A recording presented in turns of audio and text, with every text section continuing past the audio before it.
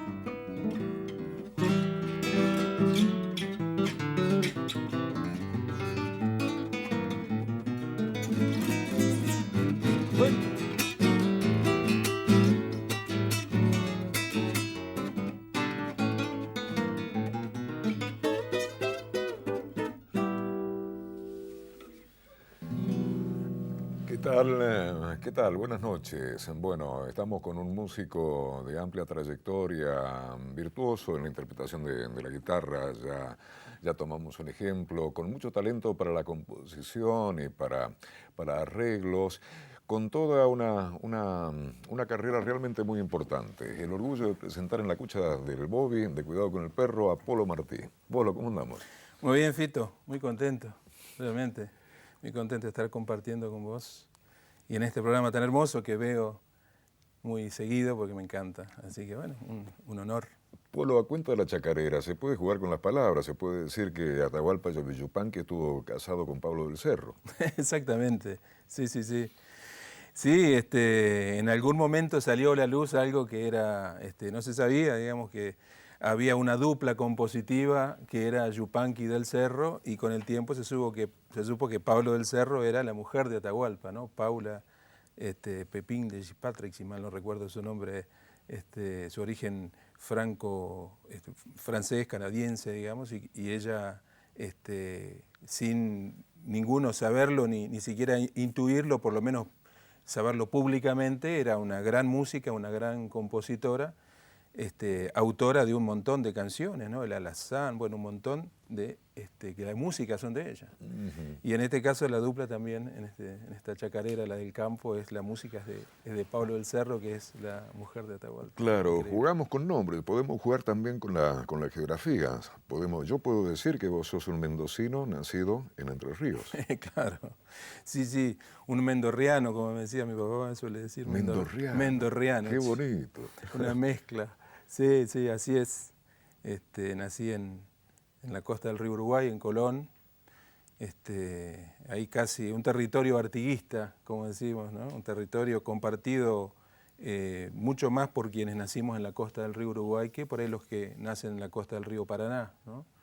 En la capital de la provincia. Quienes estamos de aquel rincón, de aquel lado, digamos, de la provincia, nos sentimos muy hermanados con los uruguayos. Nos une, no puedo decir que nos separa, porque nos une un río, que, bueno, es una frontera compartida, ¿no? Y eso se vive muy intensamente, así que siempre reconozco ese origen porque creo que es lindo compartir con los hermanos uruguayos, ¿no? Así que estamos ahí. ¿Cómo empezó tu historia con la guitarra? Bueno, la historia, en realidad mi casa fue, sigue siendo, porque todavía mis padres viven allí, mi padre va a cumplir ahora prontito 90 años, mi padre es poeta, es escritor, él nació en Rosario y al año y poquito, antes de los 2 años, ya estaba en Entre Ríos. Así que bueno, vivió toda su vida ahí en Entre Ríos, desarrolló toda su actividad literaria y el periodismo también. Tenía una imprenta, publicaban libros de poesías, muchos amigos, poetas, y muchos amigos también vinculados a la música y a la canción. Entonces no era extraño que en el patio de mi casa muy seguido sonaran guitarras, arpas, acordeones, el arpa de Aníbal Zampayo. Aníbal había nacido en Paysandú, vivía en Paysandú, que está ahí enfrente. Hoy en día estás en 5 minutos en Paysandú. Así que llegaba Aníbal con el arpa y se cruzaba el gordo Lonfat, Leonel Lonfat, que era acordeonista, y llegaba don Valentín Alarcón, que fue nuestro maestro de guitarra, o algún otro decidor de poesía. Y en todo ese ámbito, en el patio de mi casa, de chico, nosotros somos 5 hermanos varones, yo soy el menor de ellos, hemos asistido a esa ceremonia, ¿no? de la música, de la poesía, del canto compartido, de la poesía dicha, ¿no? La voz de mi padre me resuena diciendo sus poemas, hubo poesías de otros autores, y la guitarra siempre presente, ¿no? Así que primero fue una suerte de obligación porque nuestro padre nos puso a estudiar a los 5 hermanos con don Valentín Alarcón, este querido maestro, que nos enseñaba primero teoría y solfeo, que había que estudiarla, que era muy aburrida porque era como muy lejana de la música, era más a veces tener la grafía perfecta para dibujar la clave de sol, las redondas y las blancas y demás, pero de música no había mucho, era más una cosa de matemática, de valores y demás. Y todos esperábamos después la clase de guitarra, que era maravillosa porque don Valentín tocaba hermoso y nos enseñaba músicas hermosas, y ahí empezamos. Yo empecé con la guitarra, los 5 empezamos, y después de los 5 hermanos, las dos puntas, mi hermano mayor Jorge y yo, nos dedicamos más de lleno, digamos, y bueno, después lo tomamos de alguna manera como sendero, como búsqueda, y como expresión la guitarra y la música en general, ¿no? Así que desde ahí, desde los 5 o 6 años que habré empezado las primeras clases con don Valentín, y después, bueno, ya me fui a estudiar, ¿no? Entonces, Bueno, y pegando un salto, ¿qué vuelo, camino, sendero académico?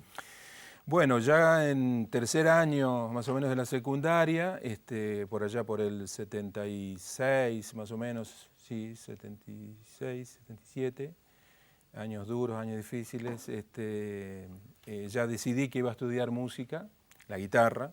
Y bueno, empecé a tomar, mi hermano mayor él estudiaba ya estaba más avanzado, y de alguna manera él me iba orientando. Él ya había empezado a estudiar en la Universidad Nacional del Litoral, en Santa Fe, en el Instituto Superior de Música, y había un gran maestro, que después terminó siendo nuestro gran maestro y amigo, Walter Einze, que era profesor allí, así que, digamos, las opciones eran o La Plata, o Corrientes, que también tenía una buena escuela de música, o Santa Fe. Así que ahí fui a estudiar en la Universidad Nacional del Litoral, donde estudié la carrera de Profesorado Nacional de Música en la especialidad guitarra, con la guía, digamos, de Walter en el instrumento específicamente.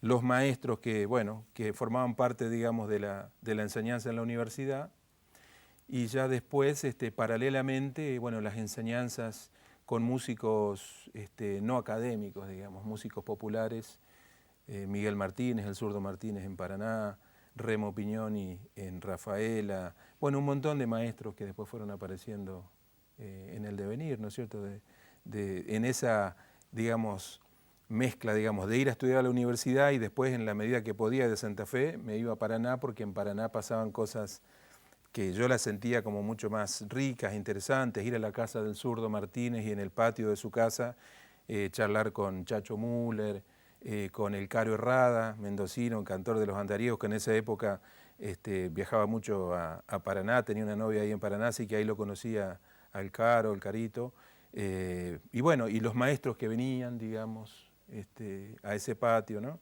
a la casa de Walter, mi profesor, que no solamente me daba clases en la universidad, sino que nos encontrábamos los sábados y domingos en su casa y nos poníamos metas de componer, ¿no es cierto?, de decir, a ver, el próximo sábado quiero 8 compases de una milonga. Y él me decía, yo voy a traer 8 compases de un estilo, y qué sé yo, esas cosas lindas que también te da no solamente el hecho del aula, sino también el hecho de la casa, del patio, y la relación directa con los músicos, ¿no?, con los maestros. Y en esta línea del tiempo, estoy apurando el tiempo porque hay con vos, yo necesito 2 o 3 programas, porque con los discos de vinilo que has traído, con los discos también, compactos. Sí. Eso delata en la edad, te decía, che, si uno grabó en vinilo ya por lo menos 50. Bueno, ¿y qué pasó para que vinieras a Mendoza y desde cuándo estás acá? Bueno, en realidad cuando yo me recibí, por allá por el 84, me volví a Entre Ríos. Y viendo a ver qué iba a hacer de mi vida, en eso vuelve Aníbal Zampayo, que estaba exiliado después de sus años preso durante la dictadura. Se exilió en Suecia, vuelve Aníbal, y cuando vuelve, que eso es a fines del 84, si mal no recuerdo, sí, Aníbal, viene él prácticamente solo, con su familia y con algunos músicos, pero él quería formar un nuevo conjunto, digamos. Así que me propone a mí, digamos, hacer la dirección musical. Te imaginas que para mí fue un honor volver a reencontrarme con Zampayo, yo lo conocía de chiquito, digamos. Empecé a trabajar con Aníbal, empezamos a tocar en su grupo y paralelamente, por el 86, me integré a otra propuesta que se llamaba el Grupo Maíz, que era un grupo de música latinoamericana, música andina, mezcla de música de vanguardia con música tradicional, en fin. Y integrando el Grupo Maíz, había una flautista, Alma Coefan, que en su momento deja el grupo y necesitábamos una flautista estando en Buenos Aires, ya vivíamos todos en Buenos Aires, y aparece en escena la Betty Plana. Claro. Recién egresada, digamos, de acá de la universidad, se va a Buenos Aires a trabajar, y ahí aparece en escena Betty, empezamos a tocar juntos en el Grupo Maíz. Ella debutó en Cosquín, donde salimos Revelación en enero del 87, y en ese año nos casamos. Pero apenas la viste, ¿no imaginaste que ibas a terminar viviendo en Mendoza y que ibas a tener 2 hijas? 2 hijas, sí. 2 hijas. Sí. No, salió al poquito tiempo nomás la idea, y nos casamos, como digo, en el 87, y en el 89 nos venimos para acá. Siguiendo con el proyecto de Maíz, viajando a Europa, desarrollando distintas actividades, pero ya instalados acá en Mendoza, ¿sí? Esa es la vuelta, digamos así. Y abrieron la puerta de la Universidad Nacional de Cuyo. Claro, Betty, que ya había tenido la posibilidad de tocar en la orquesta de la universidad, al volver en el 89 se presenta un concurso, entra en la orquesta de la universidad, entra también en la cátedra de flauta, se abre un concurso para distintas materias, para acústica, que era una materia que yo había estudiado en Santa Fe y después en Buenos Aires.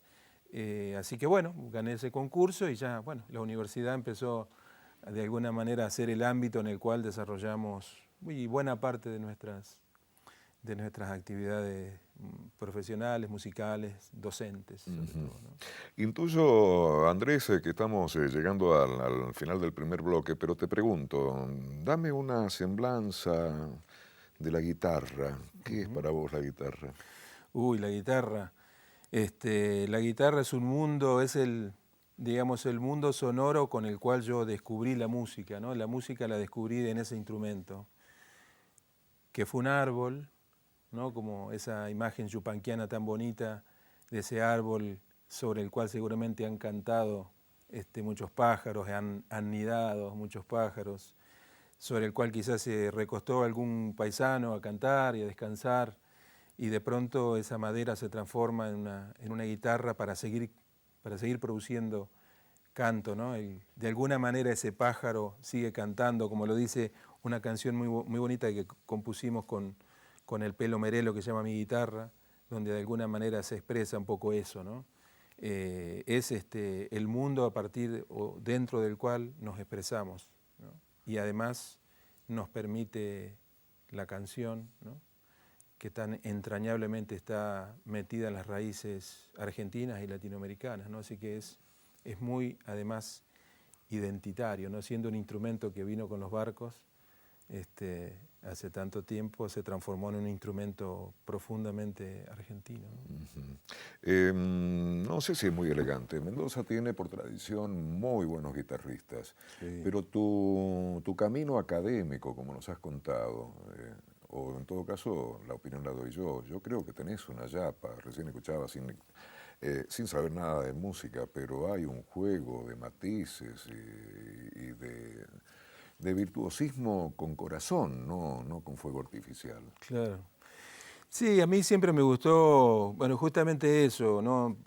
Porque no es que, digamos, la búsqueda de la composición y la interpretación de la guitarra siempre me gustó muy decidora, de alguna manera llena de colores y de misterios. La guitarra, no sé quién fue, creo que Héctor Berlioz, que dijo que era una pequeña orquesta, ¿no? Es un instrumento que permite ir produciendo timbres muy distintos, ¿no? Como si fueran distintos instrumentos que suenan en la propia guitarra. Me gusta explotar mucho eso, explorar mucho en eso.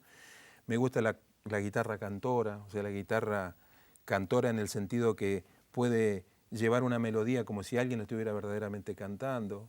Sí, y nunca me dieron los dedos para ser muy virtuoso tampoco, eso es verdad. Y tampoco me gustó mucho buscar por ahí, ¿no? Me gustó más trabajar por otro lado. Pero bueno, obviamente que el estudio de una técnica guitarrística de base clásica, digamos, permite, bueno, ciertas cuestiones que por ahí pueden parecer un poco más como virtuosas, un poco más complejas, ¿no?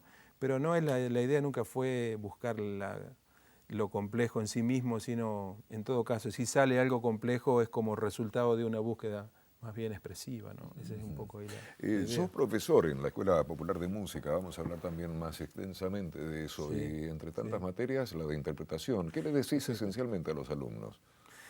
Bueno, la carrera de música popular, la licenciatura en música popular, busca o intenta que el músico sea él mismo expresándose con el instrumento, en muchos sentidos, digamos. En todo caso, podemos diferenciar la carrera de tradición clásica, la licenciatura clásica, en la cual uno tiene una serie de repertorios que ya alguien lo compuso, ¿no? Entonces va un paseo por la música del Renacimiento, por tales autores, después vendrá algún barroco, después vendrá algún clásico, en fin, los distintos periodos, ¿no? Uno interpreta la obra que alguien compuso.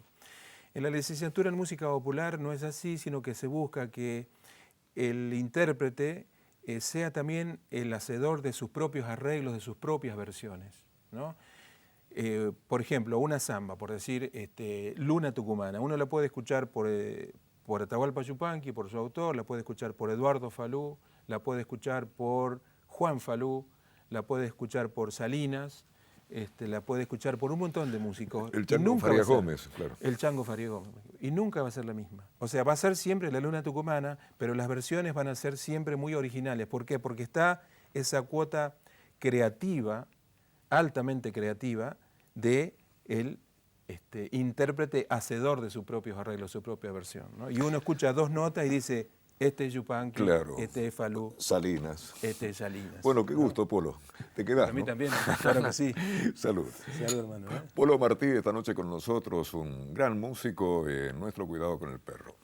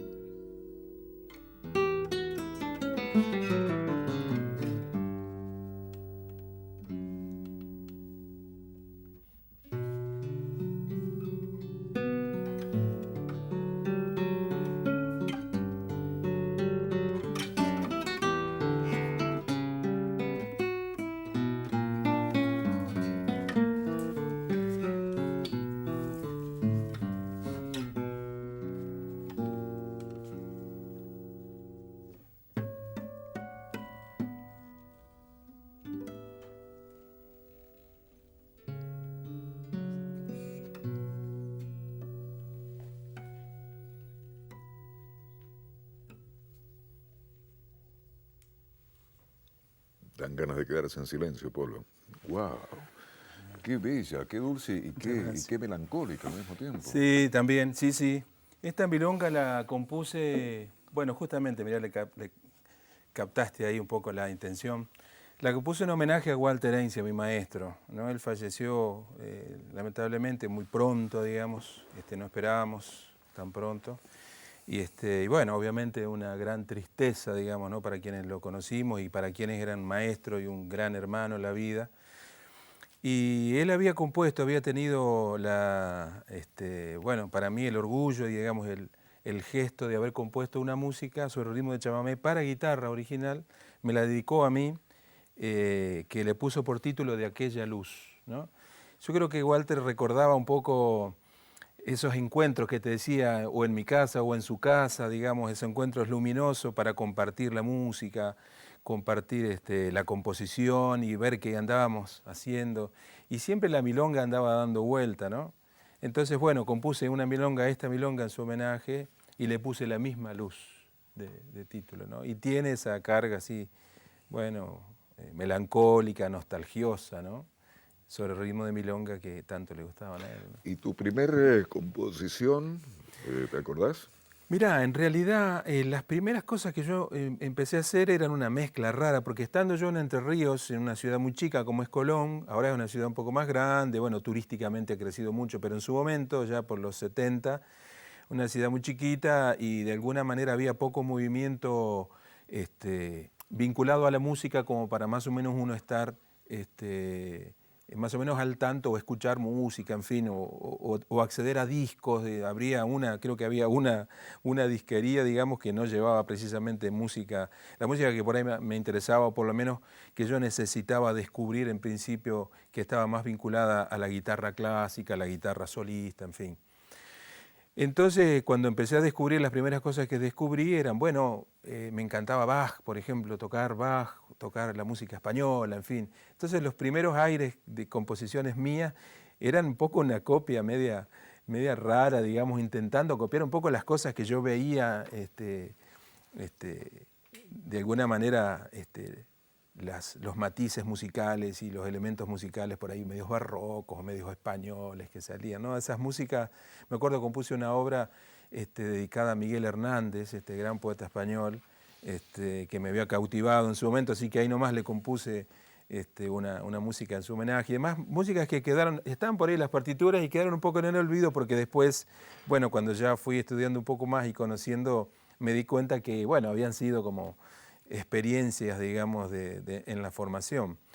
Pero las primeras cosas, la primera, que después si querés la podemos ahí recordar, fue una canción que compuse dedicada, o mejor dicho, a partir de un poema, de unos poemas para niños, unas cancioncillas infantiles de un gran, hermoso poeta entrerriano que se llama Reinaldo Ross, que fue muy, bueno, venerado y admirado por Juan L. Ortiz, ¿no? En su momento Juan L. dio una conferencia en Buenos Aires sobre la obra de Reinaldo Ross, que era prácticamente desconocido él, ¿no? Y a mí me llegaron unas coplitas y bueno, esa fue una de las primeras canciones que hice, una canción infantil. ¿Y querés interpretarla? Ah, dale. Dale, está bueno. Resulta que este poeta era un tipo, bueno, amante de los niños, le encantaba el mundo de los niños y sus escritos, incluso tiene muchas cosas en prosa dedicadas a los niños y por ahí evocando leyendas, cuentos así, inventando historias re lindas. Y tenía, dicen sus amigos, una particularidad que era, por ejemplo, iba a tu casa y era el cumpleaños de un hijo tuyo y él no decía nada y en un rinconcito escribía unos poemas y te los metía en el bolsillo, un saco, por ahí, en algún lugar medio escondido. Y después con el tiempo aparecían y decía, es Reinaldo que dejó un poema. Y parece que así se encontró estas dos coplitas que son para jugar un poco, para que el niño juegue en vez de Zeta Balleta, ¿no? Recordemos ese viejo juego seguramente de español, debe ser Zeta Balleta, Martín de la Cuesta, me dijo mi madre que estaba, para adivinar dónde está la piedrita en la mano, ¿no? Y él compuso estas letras sobre motivos, digamos, del litoral, ¿no? Del río, en fin, ¿no?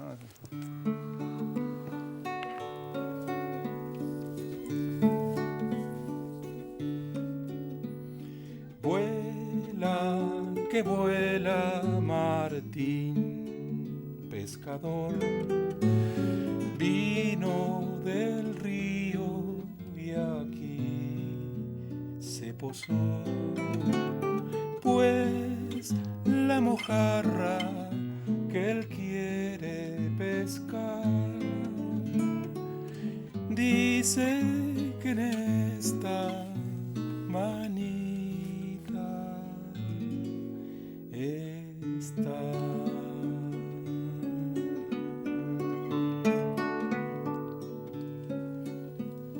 El duendecito, cabeza de ají, vino a la siesta montado en un cuí, y en la montura llevó el ñandutí de una arañita que vive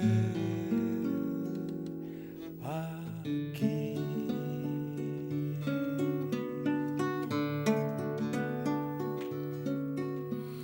La ra ri ri ra ri ra ra ro ro ro.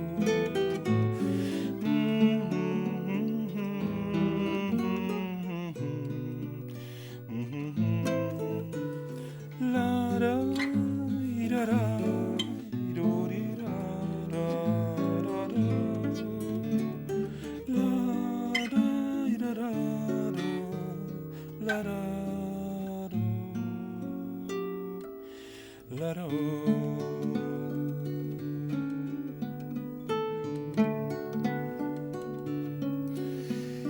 Vuela que vuela Martín pescador, vino del río y aquí se posó, pues la mojarra que él quiere pescar dice que en esta manita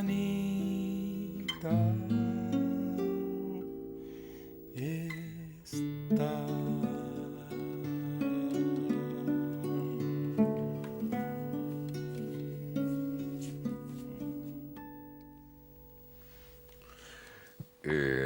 ¿Se la tocaste a tus hijas alguna vez? Sí, claro.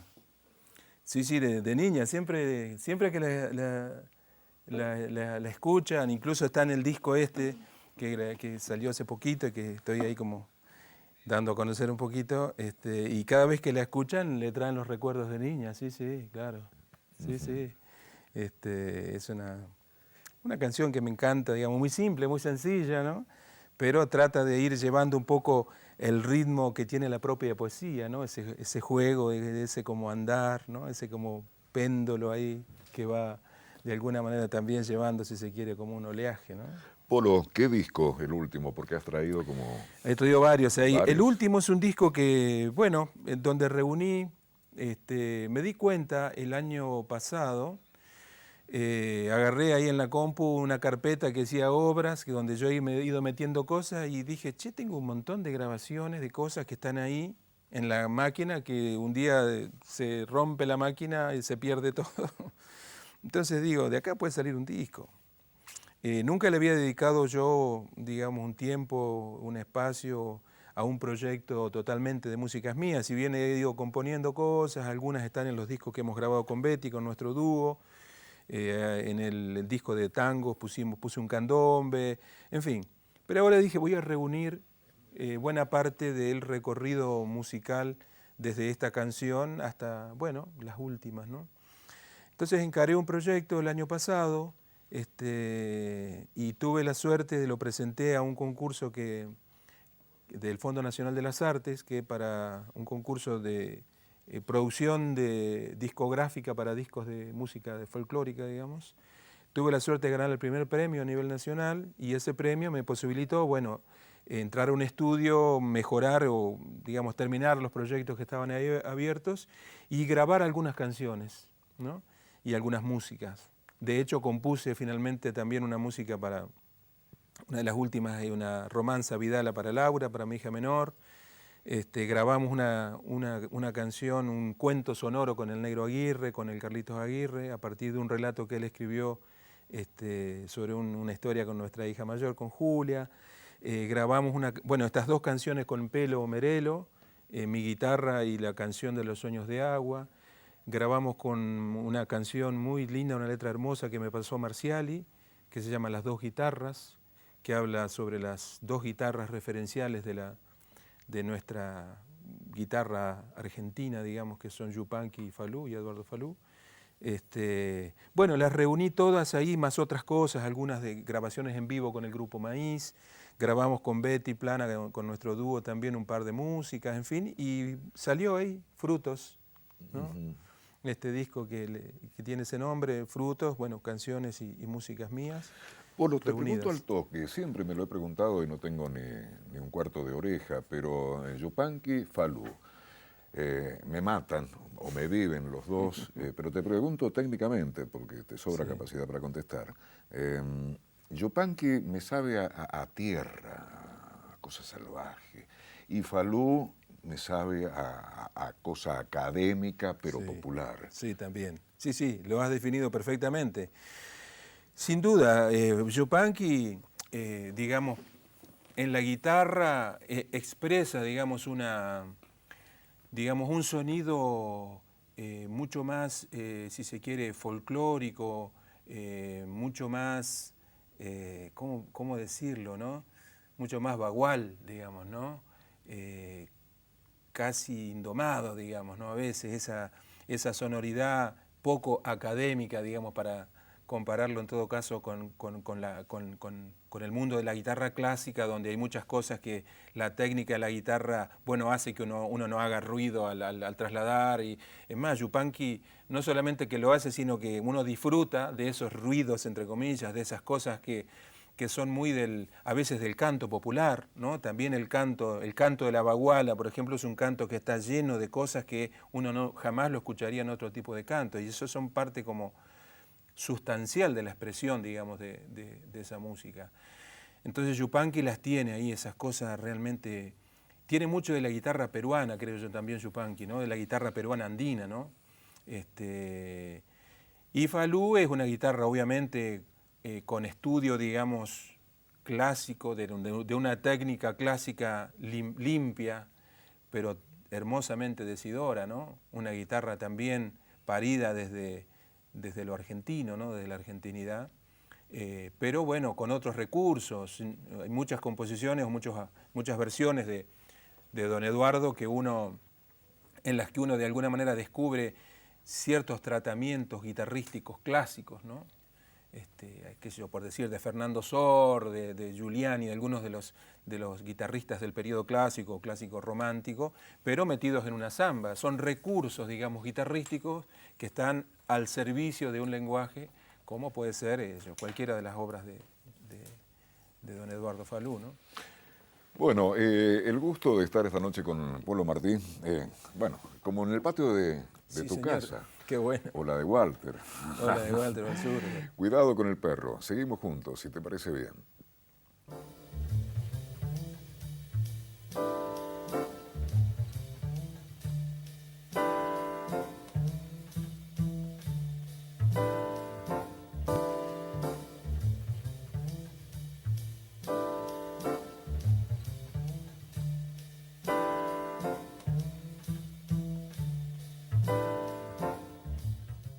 Bueno, la última parte de nuestro cuidado con el perro, el gusto de estar con un gran músico, con un entrañable amigo como Polo Martí.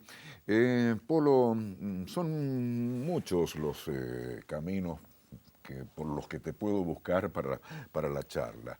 Por ejemplo, la composición, ¿qué has hecho en línea popular y en línea clásica también, sinfónica? Sí, también. Ya en los trabajos con Zampayo, pero sobre todo cuando empezamos a trabajar con el Grupo Maíz, empezamos a buscar, digamos, como la reunión, así como hablábamos recién de que en Falú uno puede encontrar una técnica, un recurso clásico, un tratamiento guitarrístico del periodo clásico, una técnica de composición, digamos, al servicio de una samba o una chacarera, un bailecito, lo que fuere. Empezamos a buscar tratando de expresar a partir de las raíces, el grupo se llamaba Maíz, ¿no? Simbólicamente, a partir de esas raíces, digamos, y esa identidad tan fuerte que los 6 integrantes del grupo teníamos y seguimos teniendo, cada uno en sus proyectos ahora, también de ir entramando otras músicas, otras formas de expresión. Y a veces, digamos, en esa esas tramas, digamos, a veces requerían otras tímbricas, ¿no? Entonces con el Grupo Maíz, por allá por el, creo que 1988, presentamos una composición que se llamó Pacífico, que era una obra para el Grupo Maíz con orquesta sinfónica, con una orquesta de cuerdas, la orquesta Banco Mayo, que el estreno de la obra la dirigió el maestro Pedro Ignacio Calderón, y donde ahí había muchas cosas en juego. Había raíz, pero también había vuelos, digamos, ¿no? Había unas búsquedas que por ahí requerían de técnicas compositivas, digamos, muy, si se quiere, vanguardistas, ¿no? Eso prendió mucho en mí, digamos. Y entonces cuando empecé a componer ya mi música, también a veces requerí de encuentros, digamos, de mixturas de distintas fuentes sonoras que siempre a mí me gusta jugar un poco con eso de la memoria que traen los instrumentos, ¿no? Es decir, un poco el ADN que trae un instrumento en sí mismo, ¿no? Entonces empecé a componer músicas a partir de ciertos elementos, digamos, que uno puede relacionar a los folclores o las raíces folclóricas argentinas o latinoamericanas con formatos mixtos, digamos, ¿no? Entonces, una de las obras que de alguna manera, bueno, todavía se sigue por ahí tocando y posiblemente este año a lo mejor lo volvamos a hacer, es el canto a Guayasamín, que es una obra que plantea como dos orquestas que conviven, ¿no? Una orquesta sinfónica y una orquesta andina. Esa orquesta andina está formada por una banda de sicuris, hay un erque también, hay unas cajas vidaleras en un momento, y la orquesta sinfónica. Entonces esas búsquedas producen, a mí digamos, me gustan mucho porque producen nuevas sonoridades, nuevas ideas, nuevas sensaciones, y para el oyente, creo yo, bueno, una imaginería, digamos, muy interesante y con mucho potencial, digamos, ¿no?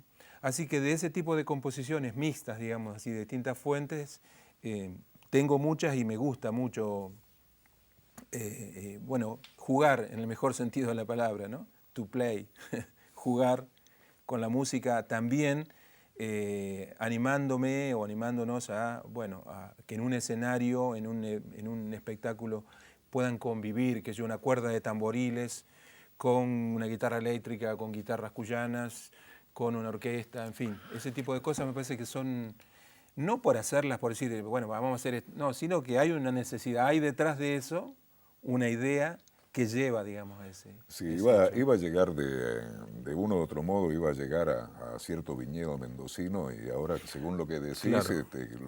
con lo que te escucho, le voy a hacer una trampa, voy a intentar hacer una trampa a quien está del otro lado de la pantalla.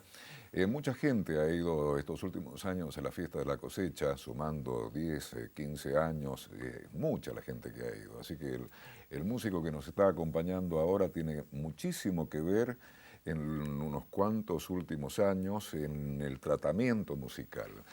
Contanos, ¿desde cuándo y con qué? Bueno, con este concepto. Claro, y yo creo que ya son como 5 o 6 años. Yo empecé así como tímidamente, la gente del Fondo Vitivinícola me invitó a tocar, a hacer algunos arreglos, hice algunos arreglos para Fabiana Bravo, cuando se hizo Bravo por el Vino, ese espectáculo donde Fabiana cantaba distintas músicas, obviamente, bueno, líricas, de su repertorio habitual, y quería cantar algunas canciones de, qué sé yo, de Aníbal Cuadros y Goyo Torcheta, algunas canciones tradicionales, entonces yo hice los arreglos.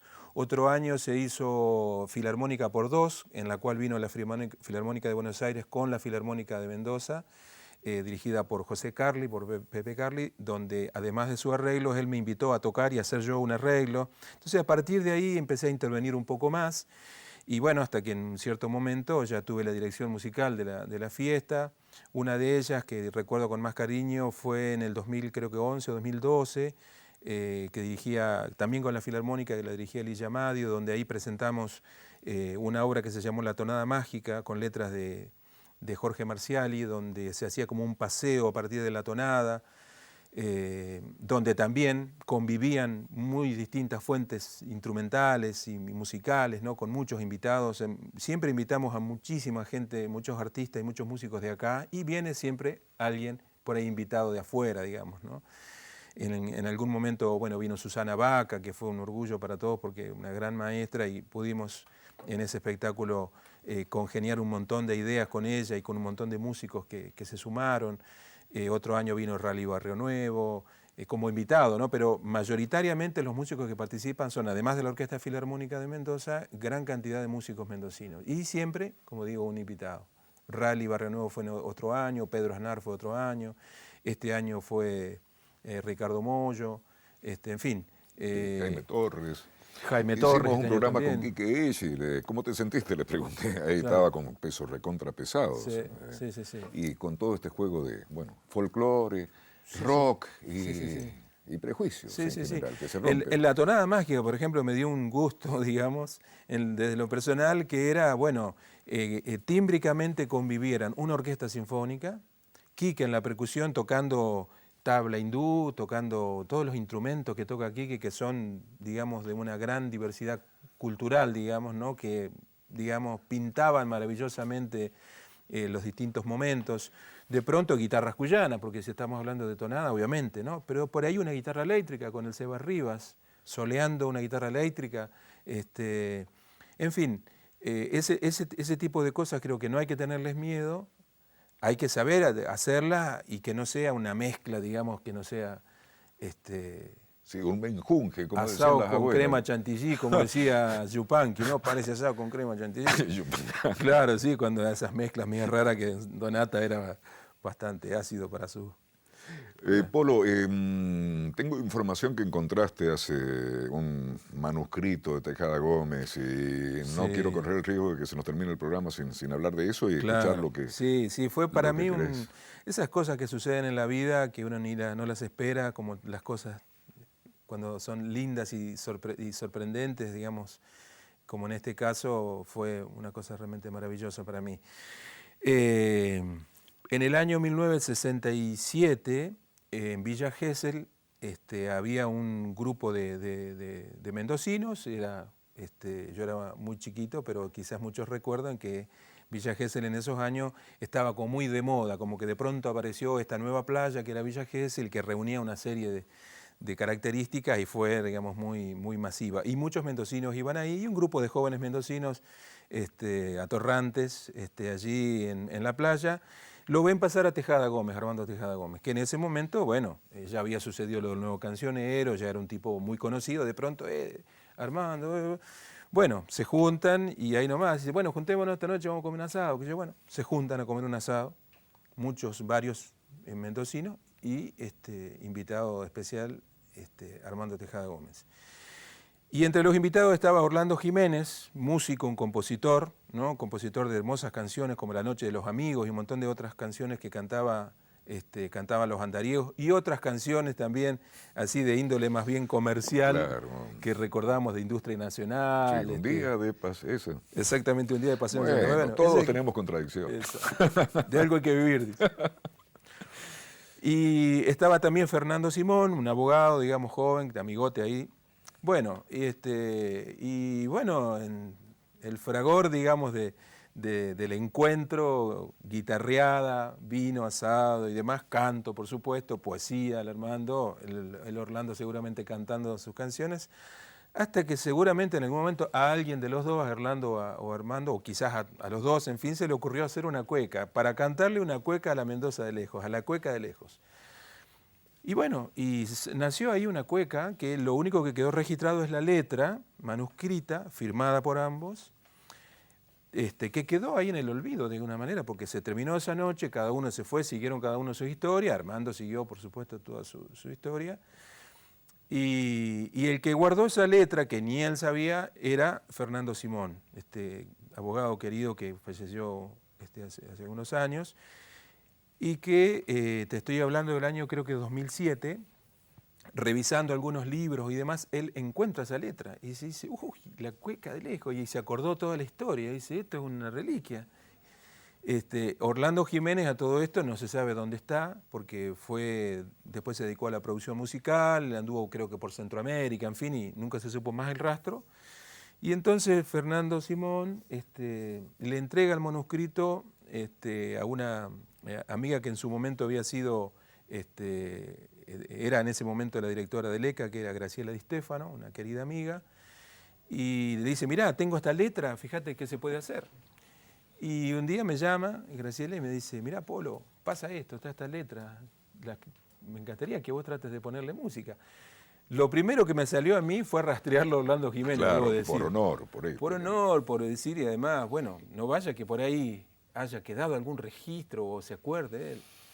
Y después nació la música música de La Cueca de Lejos en el 2007, que justo ese año se hizo un Americanto, que creo que vos estabas ahí haciendo la presentación del Americanto, que se le daba el nombre de Armando Tejada Gómez al escenario del Americanto. Y bueno, justo nació esta cueca y le dije a Marita Alondra, la querida Marita, comprovinciana, le digo, Marita, mirá, pasa esto, tengo esta canción, cantala. Y bueno, finalmente nos invitaron a cantarla y a estrenarla ahí en el... Bueno, con toda esta historia la tenés que cantar ahora. Y la vamos a hacer. Bueno, La Cueca de Lejos, yo no soy cantor, pero me le animo. Sí, señor.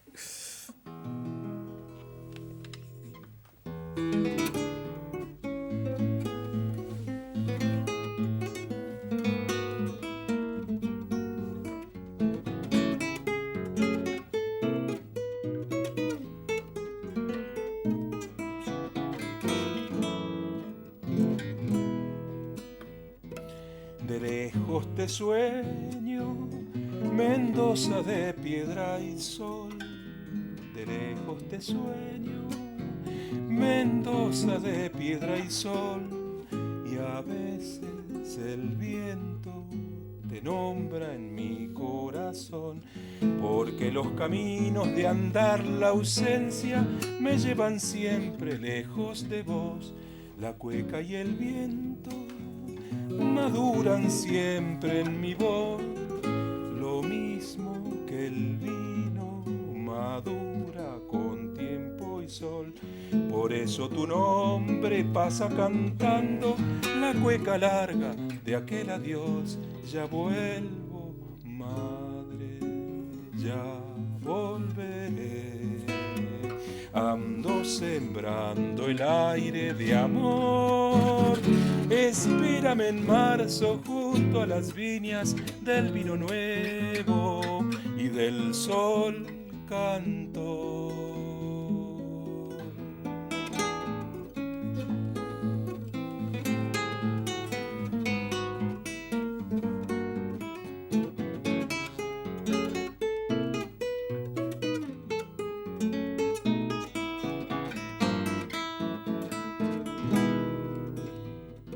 Anduve muy lejos, distancias de olvido y sal. Anduve muy lejos, distancias de olvido y sal. Los soles me vieron por cielos de tierra y mar, buscando el camino de la esperanza, donde mi pueblo florecerá. Me han dicho los vientos que rondan mi soledad, que a veces me nombra la voz del viejo canal, donde tantas veces cuando era niño me ha visto el riego pasar, pasar. Ya vuelvo, madre, ya volveré. Ando sembrando el aire de amor. Espérame en marzo junto a las viñas del vino nuevo y del sol cantor.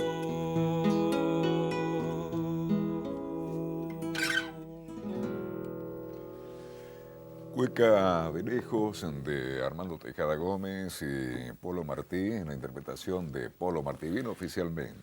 Sí, señor. Andrés, Alicia, ¿le cerramos el programa acá o nos quedan unos minutos? Lo hacemos listo. Polo, un gustazo, hermano. Para mí, un gran honor. Y bueno, muchas gracias por haberme permitido compartir con tu audiencia, en tu teleaudiencia tan linda este programa.